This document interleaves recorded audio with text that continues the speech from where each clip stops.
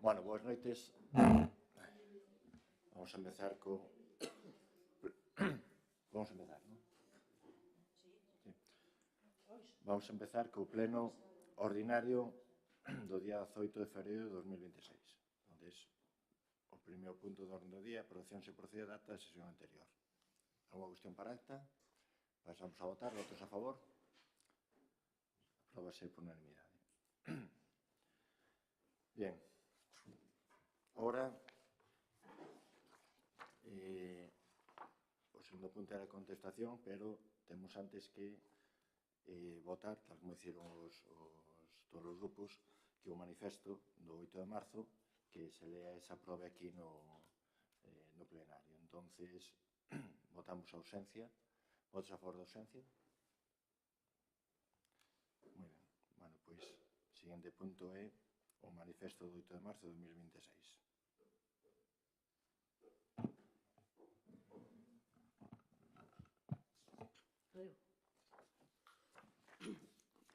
A conmemoración do 8 de marzo, Día Internacional das Mulleres, permítenos lembrar, reivindicar e facer balance dos avances acadados.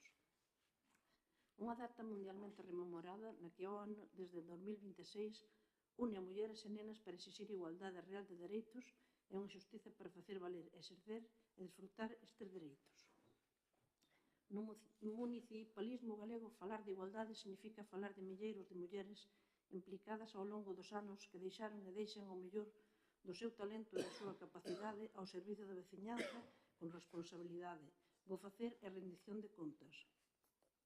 Un traballo cotiá que mantén en pé os concellos e garante que os servizos públicos cheguen a todas as persoas. Desde a Federación Galega de Municipios e Provincias queremos poñer o acento neste labor imprescindible e non sempre recoñecido das xestoras públicas. Mulleres que, dentro dos espazos de responsabilidade e tamén dentro dos equipos técnicos, sosteñen a administración local e participan nos procesos máis exixentes que afrontan hoxe os gobernos máis próximos á cidadanía. Dende Maruja Gómez, a primeira muller alcaldesa elixida democráticamente en Galicia no ano 36, ata hoxe, moitas mulleres foron asumindo os bastóns de mando dos 313 concellos galegos. Outras como concelleiras e outras en labores de oposición, pero todas erguendo a bandeira do traballo colectivo e deixando o listón moi alto. De feito, compre engadir que máis do 42% das concellerías nos municipios galegos están ocupadas por unha muller, malia que só o 22% son alcaldesas. Falamos de mulleres traballando en ámbitos e funcións chave na xestión municipal, como a planificación de servizos, o deseño dos povos e das cidades, a xestión económica, a contratación pública ou programando e prestando servizos á comunidade. Un traballo constante e rigoroso.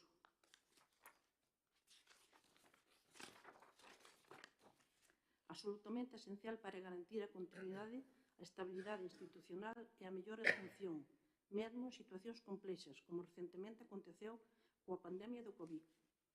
Na actualidade, esta experiencia resulta determinante para facer fronte a un dos maiores desafíos do municipalismo, como foi a xestión dos fondos europeos do mecanismo de recuperación e resiliencia, coñecidos como Next Generation. Nunca antes os concellos e deputacións tiveran que xestionar recursos de tal dimensión, unha exixencia técnica que require coñecemento normativo, vanguarda, organización, coordinación e unha planificación precisa.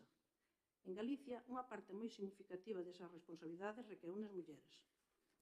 Ese foi o motivo de poñer este 8M o foco nas mulleres como xestoras transformadoras dos seus povos e cidades, facendo gala dun compromiso e coñecemento do territorio que posibilita que os investimentos non se concentren só nos grandes núcleos urbanos, senón que contribúan á cohesión territorial de toda Galicia e a un desenvolvemento máis equilibrado. Este liderado político e institucional implica tomar decisións, establecer prioridades e garantir a transparencia no uso dos recursos públicos con rigor e unha base sólida, que reforza a confianza da cidadanía nas institucións. En todos os contextos políticos, a igualdade real e efectiva entre mulleres e homes non pode entenderse como unha cuestión secundaria, senón como unha condición necesaria para a eficacia e eficiencia das políticas públicas. Non hai política sen igualdade, non hai xestión sen mulleres, non hai democracia real sen paridade. Por todo iso, debemos seguir defendendo o feminismo como un movimento político, social e cultural civilizatorio, indispensable para combater todas as formas de desigualdade, discriminación e violencia. É indispensable para reforzar a participación activa das mulleres na política local, pero tamén na economía, na educación, na investigación e na tecnoloxía. E, por suposto, é imprescindible para fornecer e ampliar a actual axenda pública con novas respostas a vellas preguntas, con novas solucións para vellos problemas. Neste 8M, na FEGAN, reafirmamos o noso compromiso para seguir visibilizando as mulleres como xestoras do público, exercendo poder e eliminando barreiras que aínda dificultan o seu acceso a postos de responsabilidade. Temos a oportunidade en Galicia de seguir pulando por un modelo municipal de desenvolvemento sostible, social, económico e medioambiental, centrado nas persoas, con perspectiva de xénero, con miradas máis plurais e con igualdade impregnando a organización e a xestión dos concellos. Invitamos-vos a que durante todo o ano, pero especialmente nestas datas tan simbólicas, estimulemos conxuntamente a visibilización destes logros escritos con nome de centos de mulleres, que abramos espazos de participación para todas, que reforcemos a colaboración e o liderado de todas elas. Traballemos para que os retos e desafíos que temos por diante se afronten dende o principio de igualdade, recoñecendo as mulleres non só como protagonistas da igualdade, senón como xestoras do cambio, responsables directas de construir dende o ámbito local un mellor futuro. Cando unha muller avanza, ningún home retrocede. Cando unha muller avanza, todas dan un paso ao fronte.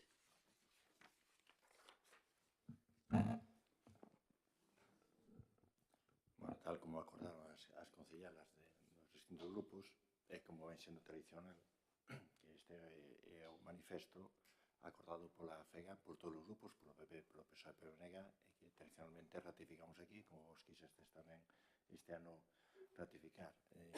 Entonces pasamos a votar a ratificación do mesmo. Votos a favor? E ainda que debese facer antes, o sea, que é por unanimidade, pero bueno, paso vos a palabra se queres decir algo en relación a este tema. Se non, vale, perfecto.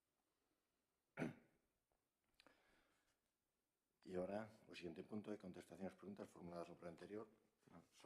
Realmente só había unha pregunta, outro era un robo de fogo en relación á señalización ali na carretera, na escola infantil, que tomamos nota para intentar poñela o máis pronto posible. Begoña, que rogabas que instara a Xerencia do Sergas a que cobran as baixas do centro de saúde. Sabemos que hai un dos medios que ten unha baixa prolongada. Efectivamente, tuvemos unha comunicación, unha charla con Ángel Facio, o pasado gerente do Chus, que é un pouco de quen depende isto, o pasado 3 de febreiro, explicándolle que é a situación e el comentando que efectivamente acaban de dar as vacantes. Había dificultad, hai dificultad para topar medios, pero que van a intentar cubrir de maneira regular e non que veñan marcha así de días soltos, pero digamos de unha maneira continua, esa plaza o máis urgente posible. E agora pasamos ao último punto, que é rogos e preguntas. Vale. Sobre a contratación dos servicios de ejecución de actuaciones de carácter supramunicipal del Plan de Sostenibilidad Turística en Destino, nova experiencia gastronómica e incremento da cota de mercado de destino Terras de Compostela, en el marco del Plan de Recuperación y Transformación Resiliencia Next Generation. Van unhas preguntas sobre este tema. Solicitamos unha avaliación das actividades realizadas até a data doxe, de forma xenérica en todos os concellos e en particular en Vedra. Pode explicar o señor alcalde se considera que funcionaron correctamente os mecanismos de control político e administrativo do Concello no proceso de contratación vinculado ao Plan de Sostenibilidade Turística. Como valora o Goberno municipal o cumprimento das obrigas en materia de prevención de conflitos de interese, nomeadamente no relativo á declaración de ausencia de conflito de interese da CI? Considera que se garantiu neste procedimento de licitación a igualdade e a libre concorrencia no procedimento? E, finalmente, pode o alcalde explicar que análise fai o Executivo Municipal sobre a diferencia económica existente entre as ofertas presentadas, e sobre o posible impacto que esta situación pode ter tanto dende o punto de vista financiero como reputacional para o Concello. Outra cosa, solicitamos ao Grupo de Goberno que de maneira inmediata solucionen o problema de filtracións e goteiras sobre o arquivo municipal, histórico municipal. Temos unos documentos, outra das cosas que me gustaría é solicitar o convenio original que se asinou con Argentina para recibirnos eses documentos. Porque se non somos capaces de mantelos en condiciones, habría que devolverlos. É dicir, eso é algo importante, importantísimo.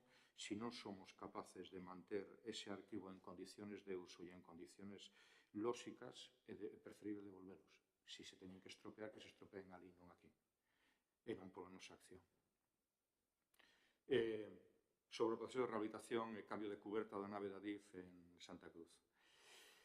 De quen é responsable de ter iniciado as obras de restitución da cuberta en pleno inverno, que motivou ese inicio de obra en plena invernada, quen correrá cos custes da recuperación do interior da nave e quen se fará responsable do material deteriorado en obra. E xa, finalmente, non a vin, pero sei que tivo unha entrevista moi interesante en Radio Líder, que ten unha cada mes, e parece ser que pensa planificar o urbanismo de Vedra. 16 anos despois está ben. E entón a pregunta é se que pensa facer un novo pexón,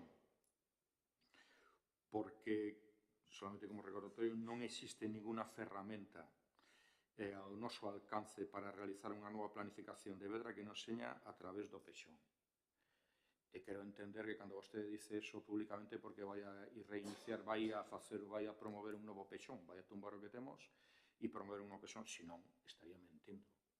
Non é posible xenerar planificación sin modificar o pexón. Esa é a última pregunta.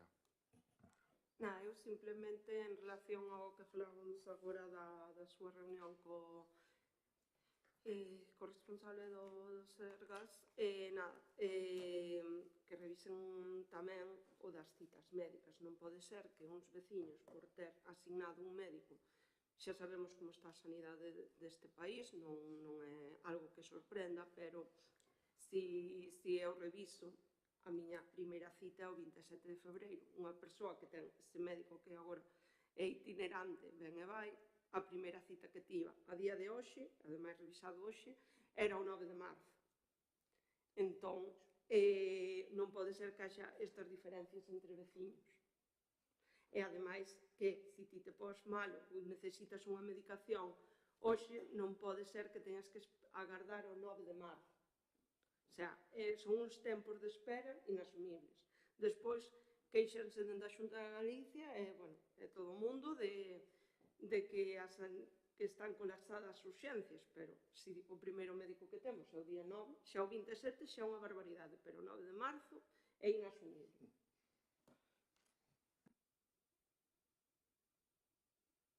Moi ben, pois boas noites a todos.